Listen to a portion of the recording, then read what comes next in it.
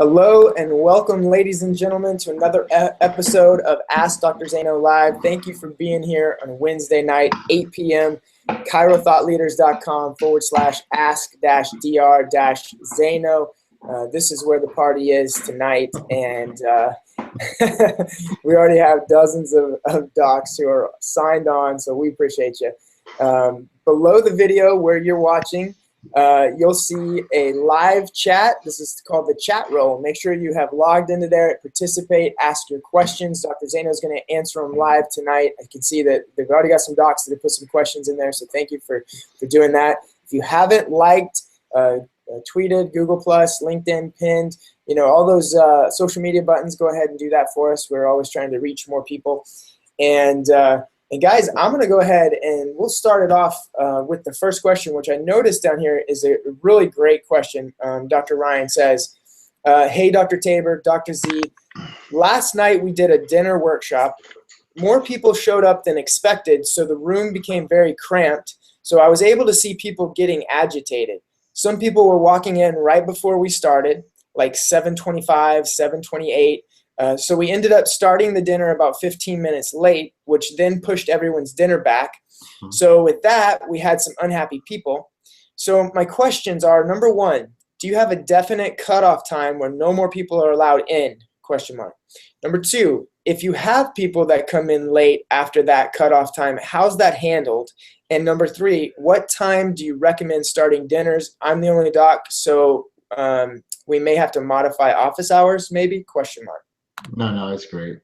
Well, that's first of all a great problem to have. So basically, I think what he just found out answering that question, that people are going to be pissed no matter what. So if they're going to be pissed off, at least let them be pissed according to your time, your rules. Right. So what I mean is by that is they're mad if you start late because and the reason why you start late is because you wanted to make sure everybody got there who came late. So you changed your plan for people who knew to be there at a certain time and showed up late, right? So what happened, the people who did show up there on time, who were actually doing what you told them to do, got upset. So that's not a good equation. So thinking it that way, we tell everybody for a 7 o'clock dinner, that's when I do mine, they need to be there at 6:30. And they're told that you will get, I'll start exactly at 7. The doors close at 7. And I always start at 7 sharp. So 7 sharp, I start. Everybody who comes late, we invite them to the next dinner. And they know, because listen, they're not 7:01 isn't 1 minute late, it's 31 minutes late. So they had all the time in the world. So they get scheduled for another dinner. If they get cramped, don't worry about it. That's all in your head. Just give a good message. They're there. Are you going to feed them well? We have that happen. So what we do is, we actually line up chairs, almost like theater or stadium seats, just line up chairs around the perimeter of the walls. Whoops. We line them up against the walls, and then we have people sit there. So they're not even at a table. And they sit there, and when the dinner's done, they break off, and we'll bring in more extra tables, or we'll have them sit outside in the restaurant and get fed. Because usually Monday nights, the Monday night's the best because you have pretty slow for restaurants in those days. So I think I hit them all, right, Tabor? What happens? How's it look like? Yeah, so you tell them to be there at 6:30 or a half hour early. Explain that you start exactly at 7. Because remember, if you guys watch my dinner video, remember the 12 mistakes? If you haven't, go to you'll see right there underneath my name, I think it's there, dynamicdinner.com. Let me turn it on. Let me switch it. So you go to dynamicdinner.com and enter in and watch this video again, especially for you, Doc. Watch the biggest mistakes docs make at a dinner or at a talk, and I cover all that stuff in there for you. So it'll just be a good reminder, and I'll show you the philosophy that, hey, listen, you are the doctor there to give them a message. So so it's why would they be agitated? That's ungrateful, and you can't make everybody happy. So just stick to your plan, and you start and make sure they protect that door. No kids are let in. And no door gets open. When those doors shut, they're guarded for the entire dinner. No one could come in. The waiters can't come in. People are told, also a good one, when people come in, so let's say they're they're getting ready to be there between 6:30 and 6:45. As soon as you say hi, you have them sign in, and you say, please go to the bathroom. because Dr. Zaino's going to, or Dr. whoever's going to start exactly at 7. So we want to make sure that you're not leaving the room. So we make sure people sign in, they go to the bathroom, and they're ready to go. So we could rock it at 7. Good question. Next one. Awesome, man. I just realized I had the camera on you the whole time I was doing the intro there, so people people were watching me. Is that I pick my nose? It might have been. I don't even know. I was looking at the screen here. All right, so yes, let me ask another question about the dinner. And this one, how do you schedule new patients from a dinner now that you're by yourself? I guess he was talking about, heard you talking about that you ran your office by yourself there. And he says, I'm currently still solo as well, and I'm not sure how to schedule them. Should I schedule them during the shift, after hours? Should you have specific hours just for new patients? Okay, so let's define me being, I'm the sole adjuster. Right. So I'm the sole guy who adjusts as the day 1 doctor's report, day 2. I do have I still have the ladies, I still have the angels, so they're there. So the dinner doesn't change for me. I do it, I leave, and they come in and they book everybody. So let's say you're solo. You're just the solo guy. You close them in the seats. You have them circle everything. Even have them pay. Get someone to help you. Your front desk person, sure, if you have one. And then I would put them. I'd actually put him during the shift. I do it. You know why? One reason why is because if you're adjusting people and you have a new patient, are you going to waste time talking and try and become their friend? Yes or no? No. No. So you become a leader, not a follower. And I really saw that. Like I listened to old tapes, even recordings of past people worked for me, and they said the words right, but they said the script as a follower and not a leader. And so when it's busy, I go in there for literally 1 or 2 minutes, and it's that simple. I'm like, this is what we're going to do. We're going to do this. I'll see the doctor's report. And then I have the front desk check them out, explain what their next visit will be like, and they go and they take their pictures. So I like keeping high energy. I like a busy shift because you're running. I like to the point where I like that you might have to jog in between the tables or jog to the new patient room and jog back to adjust. Like you could run in your office. It's just it raises your energy and your state, and it's just a good thing to have. I always said if I ever had to open a practice again, I would have my hours would be 8 a.m. and 5 o'clock p.m. That would be it. I would be open 2 hours a day. So those 2 hours were just amazingly slam packed to create just that energy in the environment. So I would just do it when you can. I mean, because then what happens, like Dr. Tabor said, if you're not adjusting, then you're going to wind up spending 15, 20, 30, 40, 50, 1 hour in that room thinking you're building rapport, and you're just actually talking people out of it. Your dinner is the day 1. Your dinner's the day 1. So when they come in the office, we got to just take tests, see what's going on, and I'll bring you back for your report. Well, and if you don't mind, I'd like to share something that's been working really well for me in my office, because I do the same thing. And so I actually, you know how Grant Cardone said, you keep recruiting, keep hiring, all this stuff. And there was a young lady who was very sociable, very just would connect with customers when I'd go in this coffee shop that I go to in the mornings before I go to work. And she was just so sociable that would just connect. I just see her talk to someone for 2 minutes and then connect. And so I actually recruited her. I asked her, I needed a person who I could have do not only the office tour, but also my vision was to have this person do the office tour, take them into the exam room, sit down with them, connect with them, go over their OPQRC, not really, those specific questions, but go over their chief complaints and just make them feel loved and welcome in our office. And then I would just come in and tell them, this front should be straight from the front. It should have natural curves from the side. That's why we're getting very specific x-rays, and I could take the x-rays. I did hire an x-ray tech, but golly, he was so, the opposite of actual understanding communication. He actually put my patients off. And so I just didn't even want him around my patients. So I decided I'm going to take the x-rays. And, but I hired this girl to come in, paid her twice. So she was making it at the coffee shop just to come in. And she's been doing an amazing job, and I'm literally in there for 3 minutes while I take the x-rays. And so they did the tour, they sat down with her, they feel loved, connected, they went over all their chief complaints, and then she just tells me, and I'm sitting in the back there adjusting, she tells me when she's done, and I can see all the notes that she took and go in there and tell them what we're going to do. And the most important thing is we're going to get x-rays, get those, and then get back to my adjusting. So. Perfect. Yep. So you need somebody. So, you know, it doesn't really relate to a sole practitioner, but you don't need another doctor. I mean, I realize exactly. that. I actually realize that more than anything else. Like, you only need a doctor to adjust somebody. Because the problem is you have a lot of docs that come out of school and they're not really good communicators. They're not good in the back. Where you could hire someone from a freaking coffee shop that's way better than anybody who has a chip on their shoulder who got a degree from coming out of school. So, I mean, remember, you just need a DC to adjust, and you can hire and recruit like Tabor did, any superstar. Any superstar. And I do think Tabor did it the best way possible. You don't hire people without a job. If you're living in this country right now, the greatest time to be alive, the greatest country to work in, it really is, despite all the crap you want to think there's going on. But this really is the best time in history to live and to live in this country. And you don't have a job, then there's a problem. And so, and then we hire people without jobs and we wonder why they're not living to our expectations. So hire someone who, when you see a hostess that's just amazing, or like Dr. Tabor said, a barista, you know, then hey, you recruit them.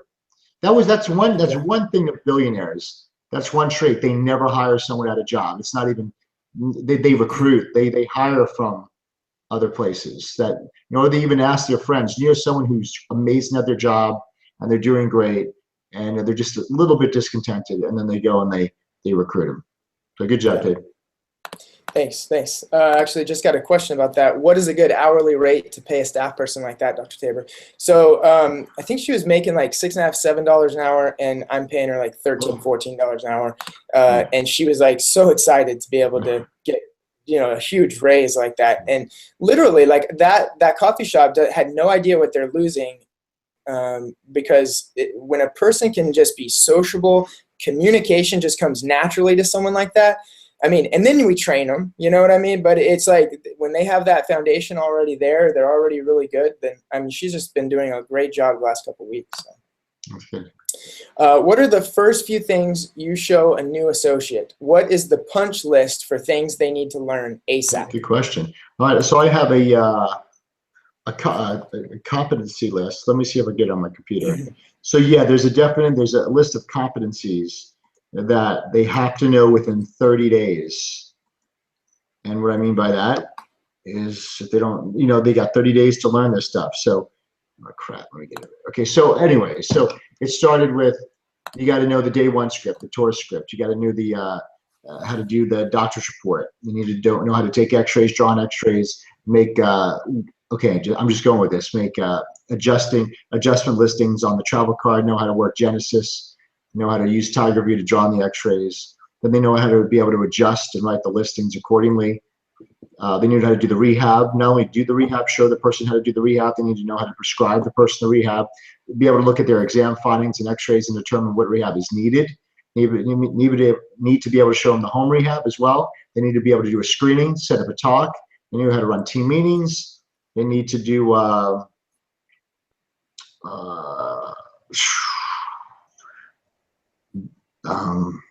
it's basically, that's the whole back. I'm just thinking about the whole back. Oh, they need to be able to do the dinner open and close, meaning that like if there's a video playing at the dinner, be able to go in and open the dinner and close the dinner, or it's not really close it, but you know, they sandwich the dinner, they sandwich the video, they just expedite it. You also need to make appointments, do new patient appointments, go to the talks, book, you know, be able to book and produce. They're not going to just be producers. They need to be able to do review x-rays or review, you know, the reviews of people to be able to just get them back on board, get them refocused, and ask for referrals, because that's how they get their bonuses from there. So it's this whole competency list that's laid out specific for my office, that if they achieve that within 30 days, they get a massive sick bonus. And if they don't, they get fired. So you either get bonus or you get fired. Life is amazing, teacher. And the worst thing you could do is set an expectation for an associate. And when they don't reach it, you compromise and you let things slide and you lower your expectations for them, because it's doing them harm, because they get this entitled attitude thinking that, hey, I could, you know, I'm doing great, I'm doing fabulous because you lowered the standard or you let things slide. So the best thing to do is have your vision, like Dr. Tabor said, have your vision exactly what you want your associate to be able to do.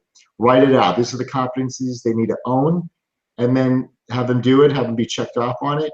And then they have to really be able to match what that office needs. And if you feel you got to compromise, or the person can't speak, or the person can't read a script, I know every chiropractor out there, if you're a chiropractor, I know you could memorize a page or two of words, because that's what you did all through chiropractic school, didn't you? You used to have a practical, and you used to memorize it. I mean, you used to act. That's all chiropractic school was. It was acting, right? You studied Part 4 board so you could go in a room and act, right? So don't tell me you can't look at a day one and get it. I mean, if you do it, that's plain laziness. And it's amazing that a doctor, they'll work so hard to get a grade on a test, but when it comes to their career and making $120,000 a year and actually doing what they went to school for, they're not able to do it because of whatever. They're lazy. It just doesn't happen. So your degree doesn't mean anything. You know what? If you could smoke my diploma, but it doesn't mean anything. It's the team I have. And is make sure it's the office. Everybody's doing their part in the office to get it right. So, my job, I realize that I adjust. I could adjust. That's the only unique difference I have over anybody in the office. But every other point of service in an office, you do not need to be a doctor. In fact, you could find a more powerful person. And like Dr. Tabor said, this girl was ecstatic on $13 an hour. And here I did an interview for a chiropractor. He came out of school, he wanted $7,000 a month. He didn't want to work on weekends. He only wanted to work 5 hours a day, and he had zero experience on anything. And he called. He didn't even call back on the date of his interview. He called 2 days later. What a schmuck! I mean, it's like how do you expect to do it? You see the difference between someone who thinks they deserve it versus someone who. I mean, I don't even know her background story. Tabor, how old is she? She's 25. So she's 25, she works in a coffee shop, and I guarantee you she had one hell of a past. Maybe she didn't do well in high school. Maybe she even dropped out of high school, and she had to work her ass off. So by the time she's 25, right? By the time she's 25, she has 8 years of sales and personal experience communicating with people. And she really has the skills that deserves 70, 80, 100,000 a year. But here, because she's so happy and respectful and grateful to work for $6 or $7 an hour. And here where Dr. Tabor doubles it, she is so grateful and she does an amazing job. Yep. I mean, it's not a rant. I don't mean to go on a rant, but I'm just telling you, that's docs. If you own your own clinic, that's what you'll find. And so that's why, the docs, I got Dr. Joseph, he's in. And he's, this Friday, he has 1 or 2 more things to check off on that competency list, and he's going to do it. So he still had a talk to do. So he's like, Doc, I go, you still got to do a talk. It's on there. And so you know what he did, Tabor? He got in the phone book. He's been calling all day. I mean, he's going to his apartment complex. He's showing resourcefulness. Yes. And that's a character trait that you either have or you don't. And that's what really matters to me. I could care less if he did the talk good or not. It's just the fact that he shows resourcefulness and all the things he had to do to get to the interview and pass it. That shows a lot more than it's something that a diploma could never do. So I'm happy for Tabor, and that's the question on there. That's the competency list and what you look for. So you got to make sure basically you list out what you want, or the office. Don't say you. Your office is its own being, okay? It's its own entity, and you work for that. And the office is your boss, and the office says, I need a doctor, and that doctor needs to be able to do this, this, this, this, this, and you write it all out, and create a curriculum and a training curriculum. And I give it 30 days because I believe if you were really a freaking obsessed person and a go-getter, you could learn the entire office in 7 days. So I figured a month, that's more than enough time to be able to do it because you want to. So that's just about right on. All right, next question. I think that's awesome, man. That shows not only resourcefulness, but like their willingness to take action and how bad they actually want it. So under pressure. What do you look like? Awesome. Yep, make it happen. All right, next question. This one's kind of a tough one. It says, I have a challenge with time management. It always seems like I have more to do than there are hours in the day. Any tips on how to manage that? Yeah, Tabor, do we still have that Wake Up Productive link? We do. Somewhere. Let me look for it. Okay, well, anyway, there's a great program that we affiliated with called Wake Up Productive, and it really shows you the blind spots. It's not necessarily time management, it's priority management. And it takes you through exercises to say, well, here's a zero income producing activity. here's a low income producing activity, here's a high income producing activity, and here's a lifetime purpose activity. So you have those 4 categories, and you list out everything you do during the day, and it has to fall into one of those categories. So Facebook is a zero income activity. Let's say mowing your lawn would be a low dollar income activity if you did it yourself. A high income activity would be you adjusting, you doing talks. That's high. Spending time with your family, that's lifetime. Taking care of your health, that's lifetime purpose stuff. So you start to see the low income or the low dollar activities you do, or the actually not only zero income, but actually they're distracting you from income, and you try to take those 2 and you delegate them out. You hire the guy to do the lawn. You hire the lady to clean the house. You hire the person, the tech guy to come in and fix your computers. And then you start saying, you know what, I'm going to cancel my cable. I'm going to X out of Facebook. I'm not going to be distracted by these things. I'm going to stop drinking. I'm going to stop smoking. I'm going to, that's how you start to see, wow, look at all this stuff. So when you delegate all that crap out of the way, then it opens massive chunks of hours. So when you have all these hours opened up now, because it will be hours, it could be this. You adjust. It takes you 2 minutes to adjust somebody, and you could do it in 1 minute. So if you saw 300 people a week, you save 300 minutes. How many hours is that? It's 5 friggin' hours, dude. Right? Is that 5 hours? Yeah. 300 minutes, yeah. How crazy is that? So it's like, so you feel busy, but if you just lowered your adjustment by 1 minute, you would save 5 hours a week that would open up.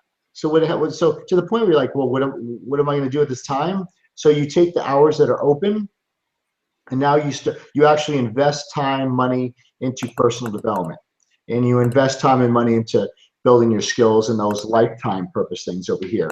So it's kind of like you take it from the stuff that drains you and you pour it back in there. So you have an hour now per day that you get to read a little bit of a green book. You get to listen to some audios or read some personal development.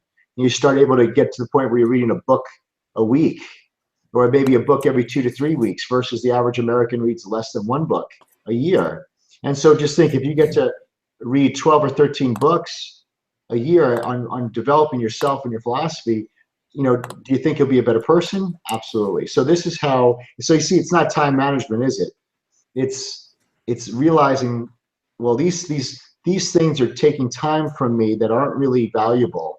And I could actually help the economy by paying somebody to mow the lawn, to do the pool, to clean the house, fix the car. And I could take that time to do personal development or do something that's a higher income activity, or towards a higher life purpose activity. So anyways, the Wake Up Productive, what's it, 12 weeks?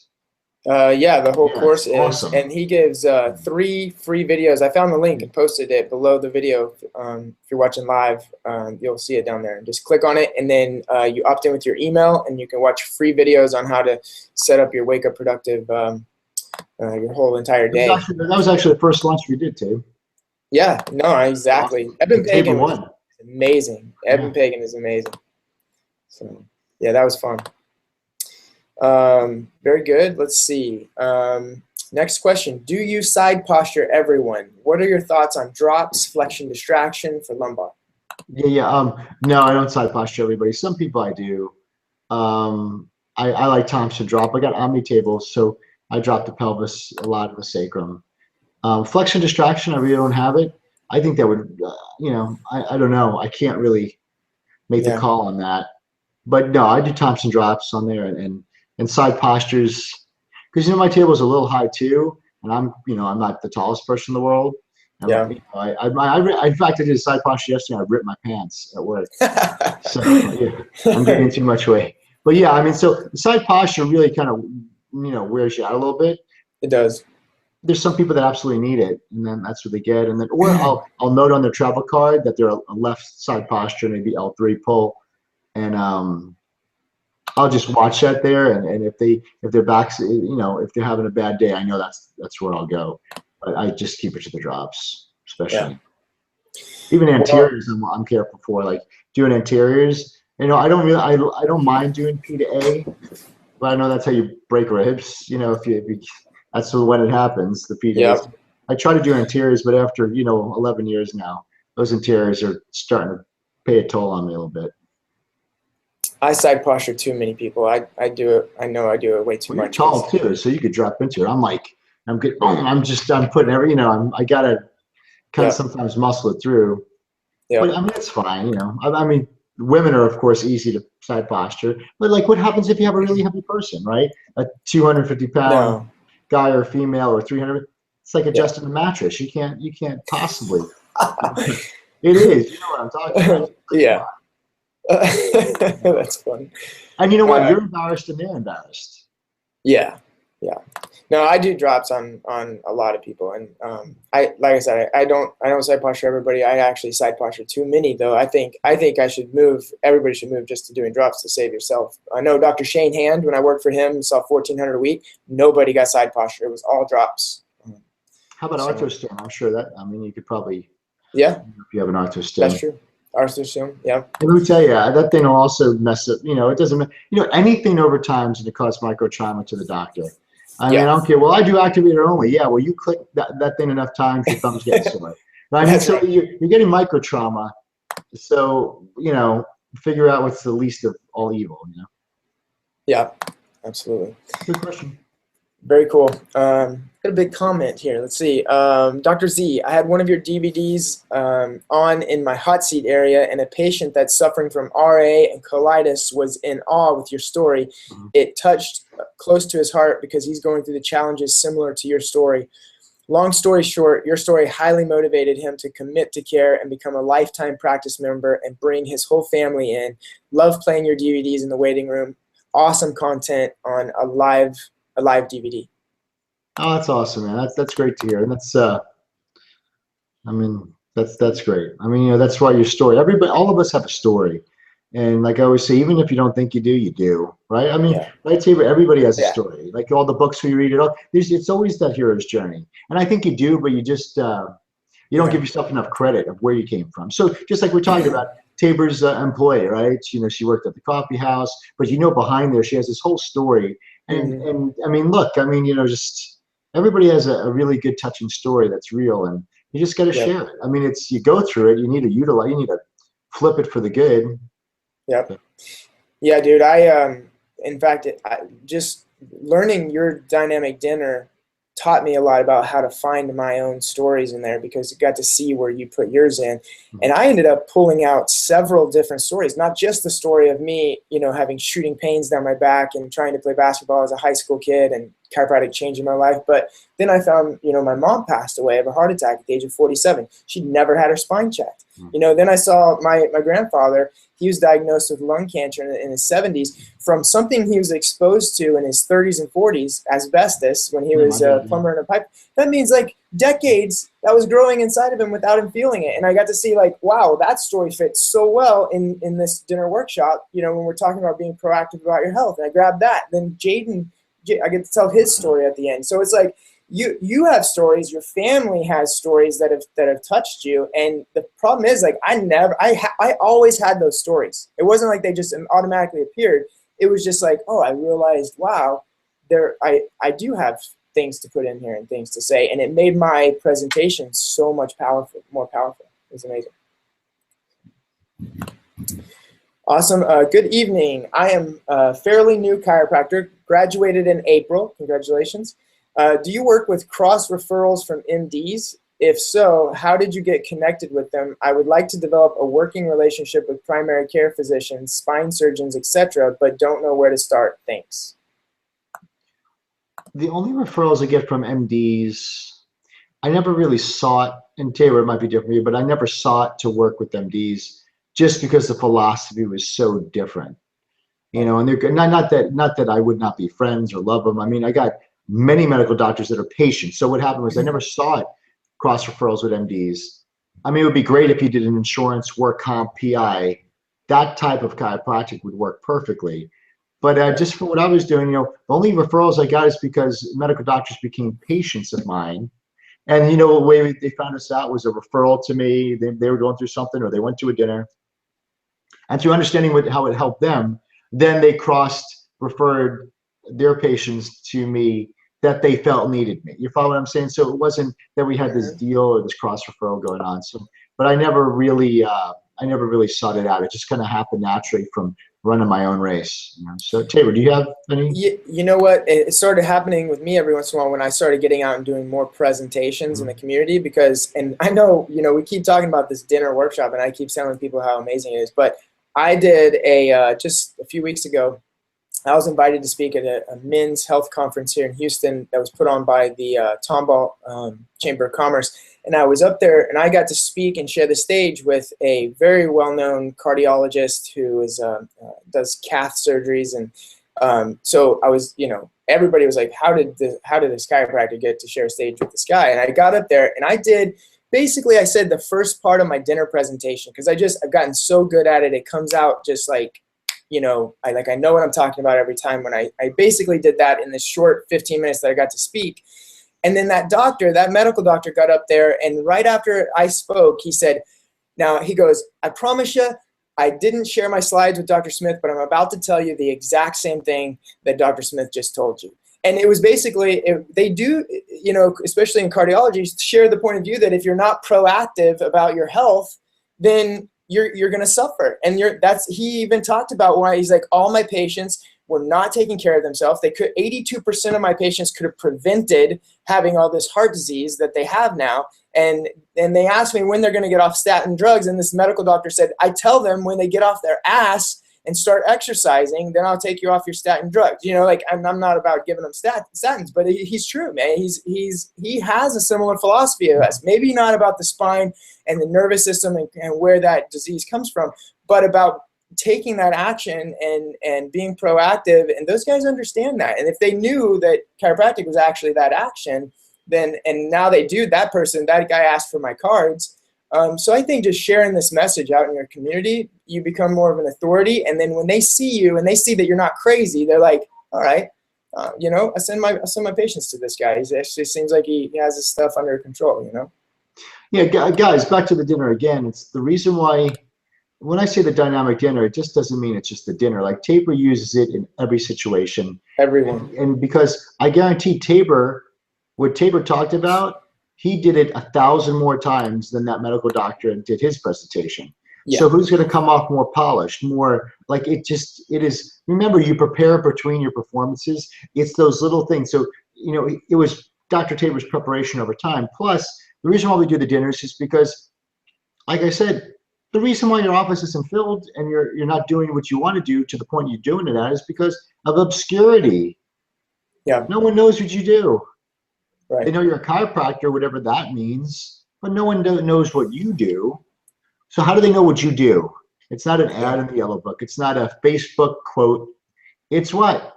Like Tabor said, I'll combine the two, getting off your butt and getting in front of people and telling them what you do and sharing who you are. And they say, that's the person I want to lead me.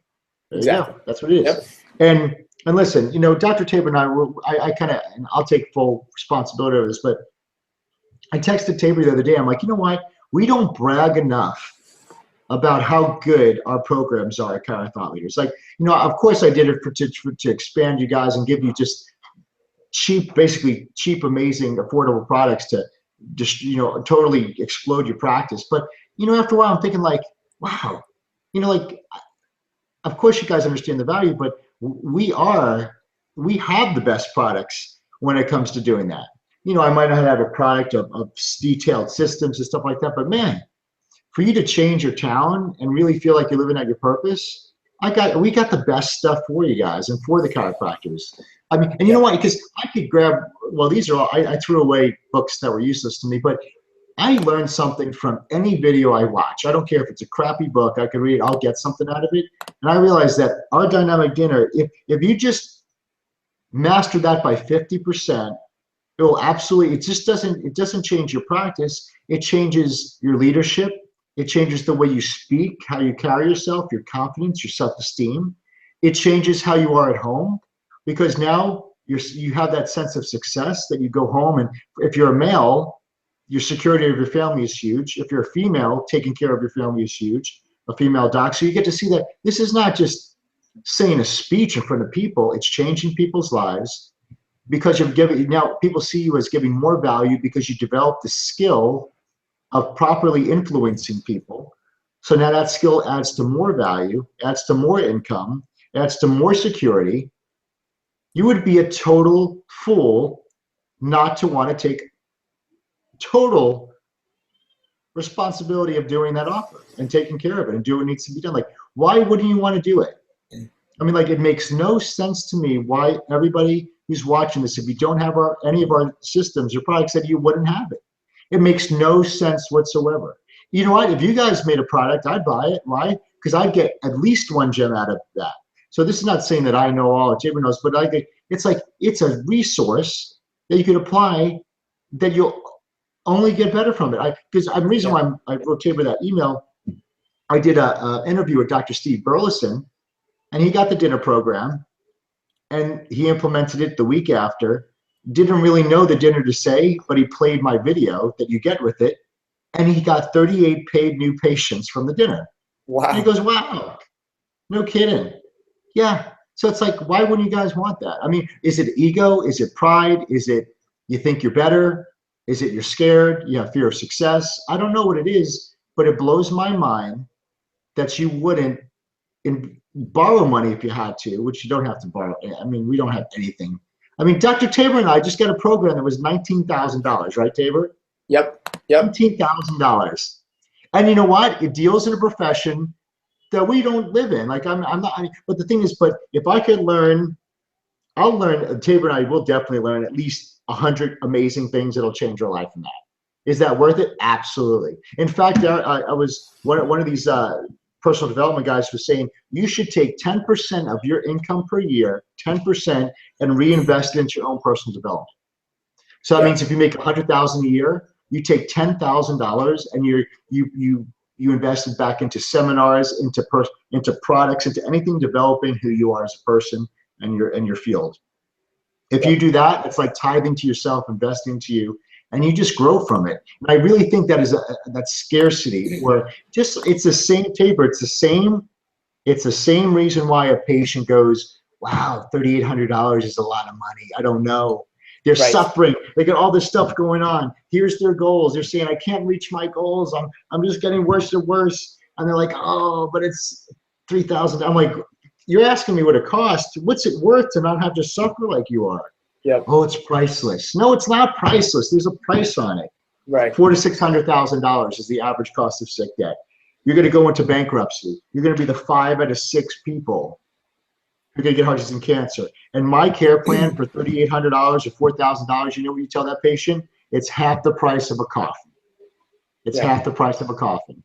And our dynamic dinner is, you know what? It's a quarter of the price of it's a quarter of the price of what you would have to tell, you know, your landlord that you can't pay the bills, or it's a quarter of the price when you have to tell your wife or your husband that you're not succeeding when you should. It's not the circumstances. It's not Hillary. It's not Trump.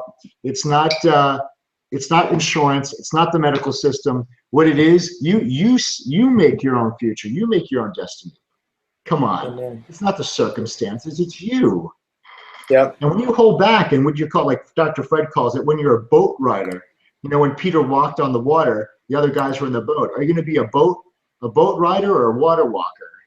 The water walkers make things happen. And guess what? When you walk on water, it is scary. It's nerve-wracking. It's probably inconvenient, but you know what? It is what makes all the difference in the world. Yep. And then you actually feel alive. Let me tell you, when you take a little, it's not even a risk, but we don't even give you a risk. We give you a 30-day. You could do the whole program. If you don't like it, send it back. Yeah. But it's like when you take the little bit of risk in life, you start to live again. That's what it is. Otherwise, you get bored and complacent. Like I told Tabor, average, middle class, quitting. It's all acceptable in today's society, but it shouldn't be acceptable. It should not be acceptable to you. You're extra. Why did you become a chiropractor? You picked the most abnormal, uncommon profession in the world. You need to be extraordinary all the way. And just go for it. What are you scared of? Listen, don't be scared of anything. I went to that drill because there's nothing to be scared of. Like, no one can kill you. No one's going to kill your spirit, so don't worry about it. But what kills your spirit is knowing, Tabor, that you could do more. Yep. That's what kills your spirit. knowing that, man, I know I could be doing this better. Or I wish I had Exactly. results like Tabor. I wish I had results like Dr. Z. I wish I had results like Dr. Steve, who got 30. I wish I had those results, but you got to be willing to do and take the step. Because that's what pisses people off. That's why people write bad comments, is because what we're doing is we're just exposing their mirror, meaning that they're looking in the mirror going, I know what I could be, but I'm just settling for less. And it's not a good feeling. It's not a good feeling. Right. No. So In Tabor, fact, tell them how to get to dinner. Just tell them how to get that dinner. It's 8:40. so dynamicdinner.com. Enter your name and email. I'll even put it below. So all you have to do is actually click on the link. But from the then just go to dynamicdinner.com and you get free videos. It actually doesn't cost you a thing to watch the training that will show you how to set up your entire dinner, what to do and what not to do. And so as we close here, we haven't even mentioned the theme of, one of the emails that we send out was that, how to grow during the holidays, not just stay the same, not get smaller, not stay the same, but grow during the holidays. And this is how it's take massive action. That's what you have to do.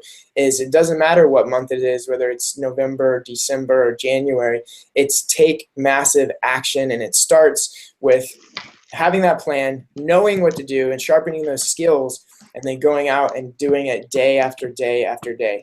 So dynamicdinner.com, enter your name and email if you haven't already, and start watching those training videos.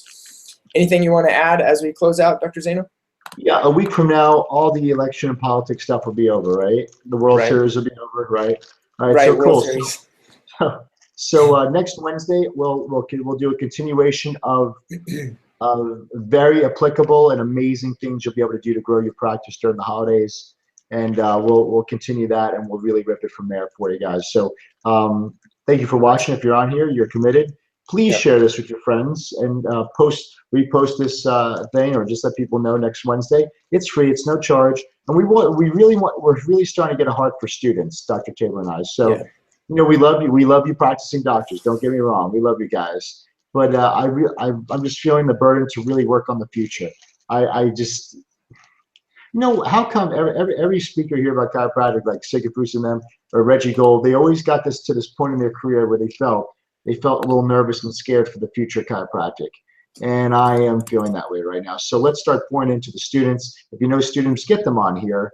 So let's start brainwashing and scrubbing their mind of all the stuff they're learning in school that's not going to do anything for helping people or changing their life and their community. And so if you're a student, tell your friends, just contact us. Any questions you have, because I remember when I was a year out from graduating, I had no idea what I was going to do with my life. And it was a scary place, but you got us out here. So if we could just kind of focus on the future, I think that'll make the greatest impact to save this profession. I'm telling you, there was 299 chiropractic offices for sale on this one website, Tabor. 299. Wow. That's not good. No. And I even contacted them because I would hire the doctor with some experience. And you know what they told Ashley? They're like, "Oh no, man, I just want out." They're like, they don't want it's not that, oh, it was too, they're like, no, I want out. Because they reached the point where they're just so fed up because they didn't have the tools that we are exposed to and we provide. And they quit, they gave up, and they probably never had to. But it's hopefully they'll rekindle it. But 299 offices, most of them, they just want out, period. And so it's a shame. All right, guys, we'll see you next week. All right, guys, thanks so much, and thanks for being here. We'll see you on the next one. Stay tuned to your email inbox, and we'll be sending you some info soon. Have a great night.